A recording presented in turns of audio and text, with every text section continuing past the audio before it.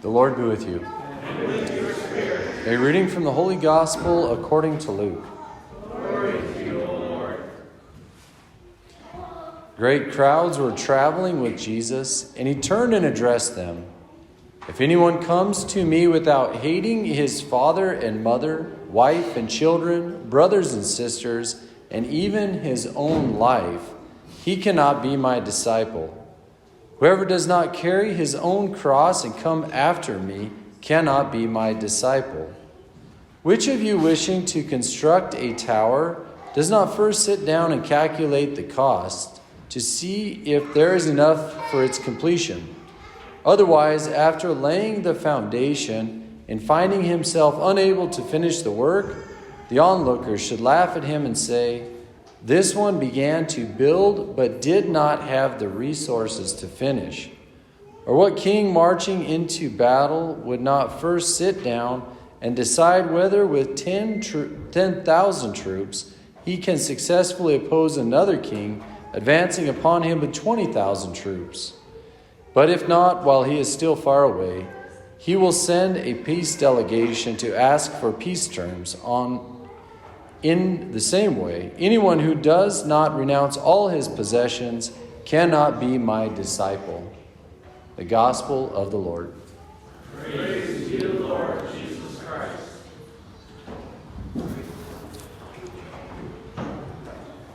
It's been said that following Jesus at a safe distance is neither following him nor is it safe. Okay? And Jesus, and we see it in today's gospel, he's like all in, like all or nothing, you know. And he's not doing this to like be mean, but he's just like, hey man, this is the reality. I want you to succeed. He's trying to set us up for success. So he kind of raises the bar pretty high. We see it in our gospel today. So there's great crowds following Jesus, right? And he turned to them and says, if anyone comes to me without hating his father and mother, wife and children, brothers and sisters, even his own life, he cannot be my disciple. Okay, so there's pretty stark words that our Lord gives to us today, right? And I think it goes back to that point. It's all or nothing. Our Lord says, okay, you want to follow me? All in or nothing? Like the safe distance stuff, it just doesn't work with our Lord, you know? He's not a fence rider. He's like, come on, all or nothing. All right, we see that definitely. And like I say, He's not trying to be mean or like say literally hate your family. He's saying like, you got to be all in if you want to stay the course, if you want to finish the race, all right? So we think this is where it's going, the cross, you know? And it's not easy for him. It's not easy for his disciples. You think of how many of them didn't go the whole way with him. There wasn't very many disciples with him at the foot of the cross, you know? So he's saying it's all or nothing. But then in that comes life. You know, it's in following Christ that we truly find ourselves, that he reveals himself to us. So I guess that's the deal our Lord is laying out here. He's wanting us to make him our priority. Yeah, that's right. He wants to be our priority in life, right? And not just one of many priorities. Okay, so you think of that word priority. It's singular. And so the word of like having priorities kind of contradicts itself. Like our Lord doesn't want to just be at the top of our list, one of many good things. Number one, number two, number three. He wants to be the whole thing. He wants to be the center of our existence. He wants to be it all. Then other important things, other loves fall properly in their place, all right? So we think of that. He wants to be our priority, our number one, the center of our existence.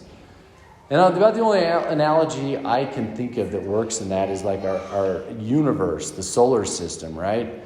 Like there's a lot going on up there. Like, you know, stars are exploding, planets are turning, and it all seems to somehow stay orchestrated because of its orbit around the sun, you know? The sun is the center of the solar system, and every other planet and every other thing going on up there seems to stay its course because it's oriented around the sun, you know?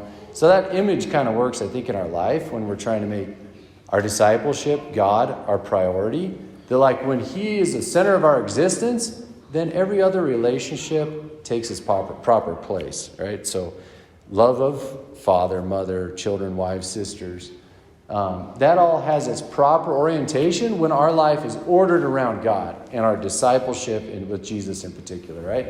If not, if we start revolving around anything else, Walmart, whatever, like worlds start crashing, exploding. Okay, it doesn't work. Okay, so we got to get it right.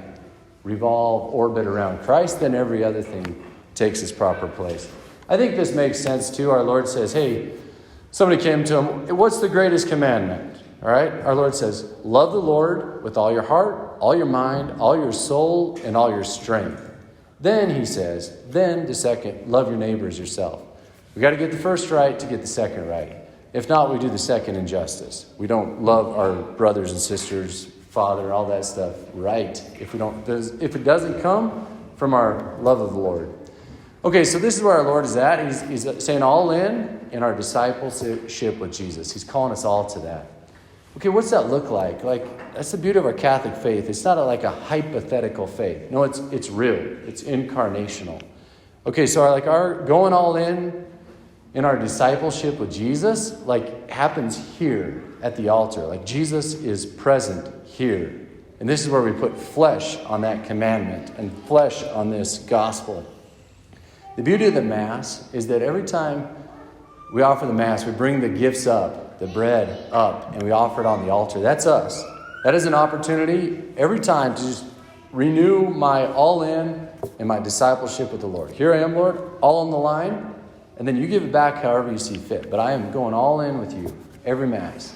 And then Jesus is present here. So it's very concrete, our focus, our discipleship with him, making Sunday a priority, making the Eucharist for what it is, and offering ourselves to the Father through Christ at the altar.